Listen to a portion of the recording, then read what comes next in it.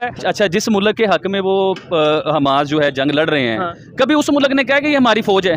कभी उन्होंने ऐलान किया कि ये हमारी फौज है, ये हमारे हैं? कहीं ना ऐलान तो करें, ऑफिशियली कोई बात तो करें। इसराइल की फ़लस्तीन पर जारहियत। सऊदी अरब ने इसराइल के साथ तमाम किस्म के मुज़ाकरात ख़त्म कर दिए। अरब और इसराइली मीडिया के मुताबिक सऊदी अरब ने अमरीकी स्टेट सेक्रेटरी एंटोनी ब्लिंकन से आगाह किया कि इसने इसराइल के साथ तमाम किस्म के नॉर्मलाइजेशन मुल्क में सिर्फ पाकिस्तान ऐसा मुल्क है जिसके पास एटम बम है, ठीक है, मगर ये शुरली भी नहीं चलाएंगे।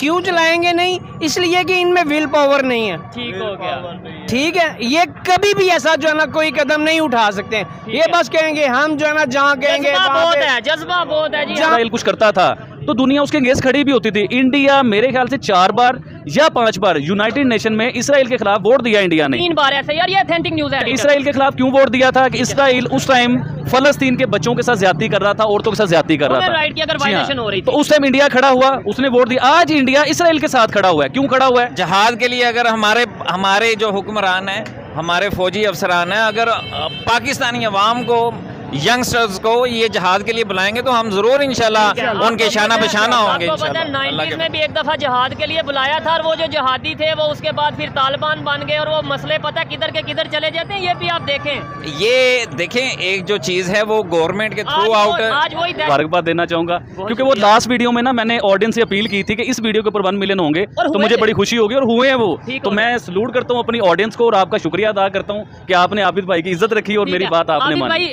टॉपिक के ऊपर बात करेंगे, लेकिन पहले जो आपने 1 मिलियन की मुबारकबाद दी है, मैं समझता हूँ मुझे जो मुबारकबाद दिया वो ये ऑडियंस को भी दें, क्योंकि ये 1 मिलियन सब्सक्राइबर ना मैंने किए ना आपने किए, ये इन लोगों की वजह से। जी, इन्हीं की मेहनत है, हमारी मेहनत है और इनका प्यार है। ठीक हो गया।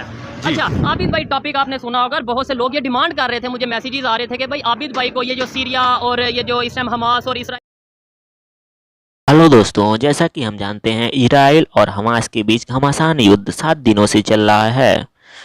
इजराइल को यह जंग पड़ेगी महंगी। हमास को ख़त्म करने के लिए इजराइल को खर्च करने होंगे 56,000 करोड़ रुपए, जिससे वह पूरी तरह से हमास को बर्बाद और ख़त्म कर देगा। तो वर्तमान में इजराइल हमास युद्ध के जो हालात हैं उन्हें देखते हुए मोटे तौर पर यह अनुमान जताया जा सकता है कि युद्ध की लागत इजराइल के सकल घरेलू उत्पाद से कम 1.5% तक हो सकती है। इजराइल और हमास के बीच जंग लगातार बढ़ती जा रही है। इस बीच न केवल इजराइल में जान माल के साथ सार्वजनिक संपत्ति को क्षति पहुंची है, बल्कि हमास पर जवाबी हमले में गाजा पट्टी का हाल बदहाल हो गया है।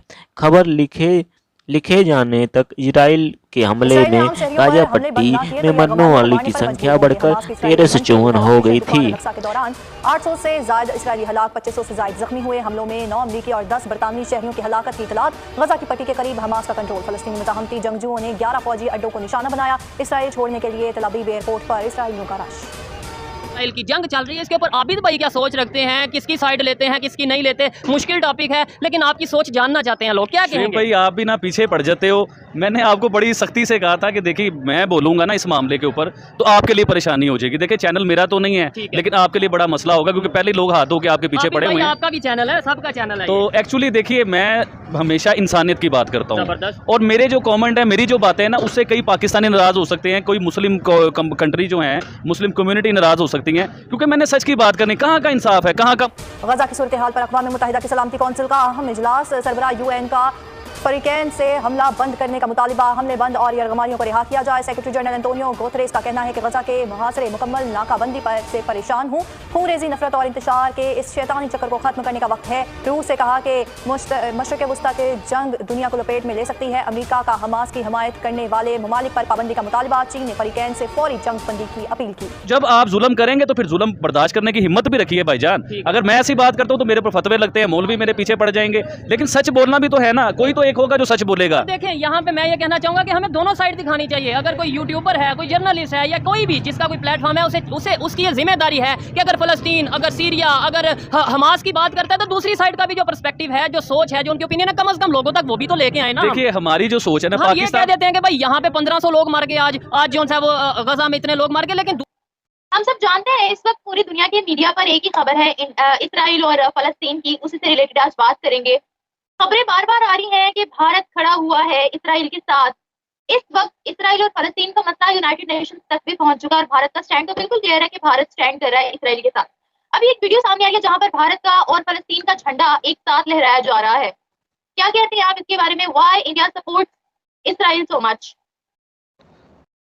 इसकी अगर आप एनालिसिस में जाएंगी तो बहुत जबरदस्त आंसर मिलेगा आपको। I don't know how you can digest that. दूसरी साइड पे जितने लोगों की जाने मैं बताता हूँ, पाकिस्तान हम भी पाकिस्तानी, हमने आज तक इसराइल को तस्लीम नहीं किया, और भी कुछ कंट्री हैं जिन्होंने तस्लीम नहीं किया।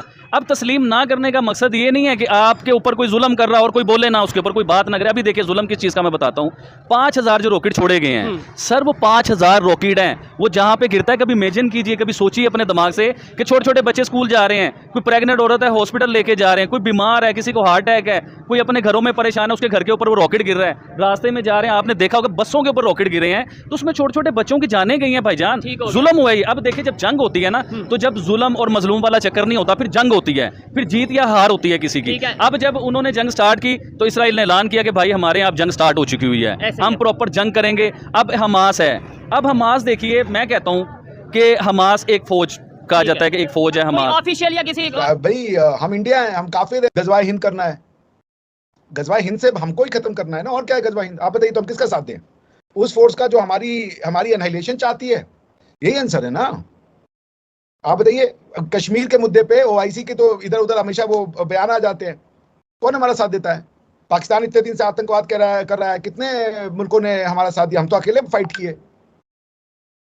आपको इसको समझना पड़ेगा ना। ये देखिए प्रॉब्लम ये है कि आपके जो स्कॉलर्स हैं, मैं तो फिर भी फेयर बात करता हूँ, मैं तो कह रहा हूँ इंडिया ने कभी इजराइल का साथ नहीं दिया, इंडिया हमेशा पैलेस्टाइन का साथ दिया, हमेशा किसी कंट्री की फौज नहीं है, वो एक मिलिटेंट ग्रुप कह लें, मतलब इस टाइप का वो कहा जाता है वो। अच्छा, जिस मुल्क के हक में वो हमास जो है जंग लड़ रहे हैं, कभी उस मुल्क ने कहा कि ये हमारी फौज है? कभी उन्होंने ऐलान किया कि हमारी फौज है, ये हमारे हैं? कहीं ना ऐलान तो करें, ऑफिशियली कोई बात तो करें।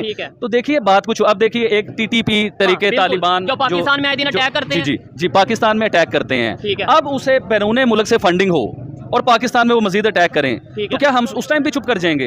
अब हमास को फंडिंग हो रही है इस्लामिक कई कंट्रियों से, उसे फंडिंग हो रही है, वो अटैक कर रहा है, जो भी कर रहा है, तो अब हमें खामोश हो जाना चाहिए कि वो पाकिस्तान में भी ये मामला तो देखें। ये बड़ी गहरी बात है कि मतलब टीटीपी का भी यही कहना है, उनकी जो एक आइडियोलॉजी है वो यही है कि भाई इस्लाम नाफज करना है हमने पाकिस्तान में, तहरीक तालिबान जो पाकिस्तान है, जिस पाकिस्तान में इस्लाम नाफज करना है। ऐसे तो फिर हमें टीटीपी एक एग्जाम्पल है कि भाई ऐसे कि हाँ भाई इस्लाम नाफज करता है, इसे भी इसराइल के अगेंस्ट में वोटिंग की हमने, चाहे यूएनएचआरसी हो, चाहे वो जनरल असेंबली हो, हर जगह हमने पैलेस्टाइन का ही साथ दिया है।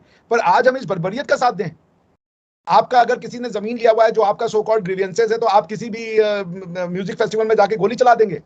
अरे भाई घर ही लिया ना, आप वहां रहते ही हो ना। आपका खाली ये है कि हम इजराइल के लॉ के अंडर में नहीं रहेंगे। कौन सा वो आपको रोज गोली मार रहे हैं, और वो जो कि अब आप कह दो कि बुरहान वानी जो है वो फ्रीडम फाइटर है, वो बुरहान वानी कहता है कश्मीर में हम इस्लामिक लॉ लगाएंगे, आप कह रहे हो वो फ्रीडम फाइटर है। भाई तो ऐसे कैसे चलेगा? आप खुद इक्वलिटी देना चाहते किसी को? ये सिलसिला, लेकिन 100 साल से जो सिलसिला चल रहा है ना, अब उसमें देखिए अगर इसराइल कुछ करता था तो दुनिया उसके अगेंस्ट खड़ी भी होती थी। इंडिया मेरे ख्याल से 4 बार या 5 बार यूनाइटेड नेशन में इसराइल के खिलाफ वोट दिया इंडिया ने। 3 बार ऐसे यार, ये ऑथेंटिक न्यूज़ है जोन साहब, वो आप ये जरूर चलाइएगा। अच्छा, इसराइल के खिलाफ क्यों वोट दिया था? कि इसराइल उस टाइम फलस्तीन के बच्चों के साथ ज्यादती कर रहा था, औरतों के साथ ज्यादती कर रहा था, राइट की अगर वायलेशन हो रही थी, तो उस टाइम इंडिया खड़ा हुआ, उसने वोट दिया। आज इंडिया इसराइल के साथ खड़ा हुआ है, क्यों खड़ा हुआ है उस चीज को भी तो समझिए आप। देखिए 5000 रॉकेट किसने पहले छोड़े? जंग का आगाज किसने पहले शुरू किया? लोगों को गिरफ्तार किसने पहले किया? औरतों के कपड़े किसने उतारे? अल्लाह अकबर के नारे कौन लगा रहा है? जुल्म कौन कर रहा है? तो राजा लोग थे, उन्होंने भेजा अपने यहाँ पे अपनी चिट्ठी संदेश भेजा दूसरे राजाओं को, तुम्हारे पास 3 ऑप्शन है, या तो कन्वर्ट हो जाओ, या तो हमसे लड़ लो, और या तो जजिया दे दो। क्या चाहती हैं आप? हम किसको सपोर्ट करें? यहाँ पे ये जो मुगल फोर्सेज आई, जो अरबिक फोर्सेज आई, इन्होंने यहाँ के औरतें बच्चों को ले जाके बेचा बाजारों में, उनका सोर्स, उनका हम सपोर्ट कर दें?